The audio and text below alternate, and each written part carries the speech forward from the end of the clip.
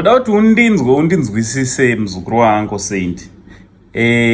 Ichi chaadvise kunova vakomana nditi ita zvinhu nepesi yako iwewe handiti usapiwe pressure nevasikana ava handiti unopiwa pressure nemunhu anotorara pasi number 1 wopiwa pressure nemunhu asingaende kubasa wopiwa pressure nemunhu akafoira kuchikoro ndianoda kukupa pressure iwe usapiwe pressure nezvinhu zvisina basa ende ukada kutarisa kuti haasiri ega akafoira anenge achikudza kuti and I won't date a guy without a car, I won't date a guy asina mari.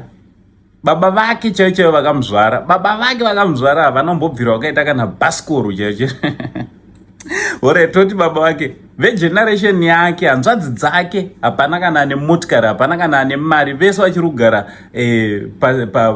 pamba pevabereki vavo but anoda kukupa pressure iwewe ngatanga apa pressure hama dzake hanzvadzi dzake kuti dzitange dzaita mari izvozvo hanzvadzi dzake hadzina dzakatorora vanove vamwe vanhu but hadzichirongochengetwa nevabereki. So usapiwe pressure nemunhu zvisina basa, usapiwe pressure iwewe uchapedzera waba, uchapedzera wapara mhosva, waita zvinhu zviri illegal kuti ufadze kamwe kamunhu kasina nebasa risikasina zvakari kutoitawo nelife yako nanditi inini ndopiwa pressure nababy ari kuita something nelife yake kwete kuti pressure nemunhu asina zvaari kuita siyana naye haana nebasa rese munhu wazviwo usapiwe pressure muzukuru.